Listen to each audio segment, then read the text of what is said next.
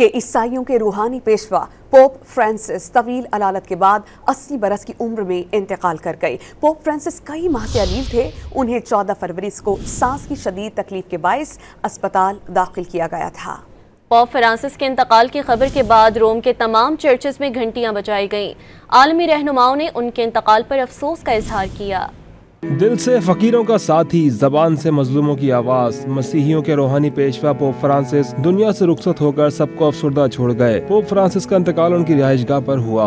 Vatican city ने उनके इंतकाल की तस्दीक की। पोप फ्रांसिस गुज़िश्ता कई माह से अलील थे और उन्हें 14 फरवरी को सांस की शदीद तकलीफ के बायस अस्पताल में दाखिल किया गया था। नमूनों के बायस 5 हफ्ते अस्पताल में गुजारने के बाद पोप फ्रांसिस गुज़िश्ता माह वेटिकन लौटे थे। Pope Francis Roman Catholic church के पहले लातीनी अमरीकी रहनुमा थे। इतवार को ईस्टर के मौके पर लोगों से मुलाकातें भी की। इस दौरान उन्होंने गजा में जंग बंदी का मुतालबा भी किया। पोप फ्रांसिस के इंतकाल की खबर के बाद रोम के तमाम चर्चेज में घंटियां बजाई गईं।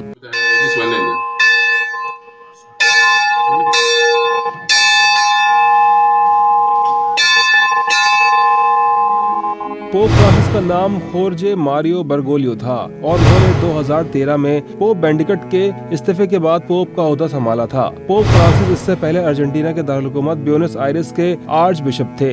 आलमी रहनुमाओं ने पोप फ्रांसिस के इंतकाल पर शदीद इजहार अफसोस किया। जर्मन चांसलर ने वाज़ेह किया कि पोप फ्रांसिस की खिदमात को हमेशा याद रखा जाएगा। फ्रांसीसी सदर ने पोप फ्रांसिस की खिदमात को खराज तहसीन पेश किया। उन्होंने कहा कि पोप फ्रांसिस हमेशा गरीबों के चेहरों पर मुस्कुराहटें देखना चाहते थे। यूरोपीय कमीशन के दीगर रहनुमाओं की जानिब से भी ताज़ियत का सिलसिला जारी है।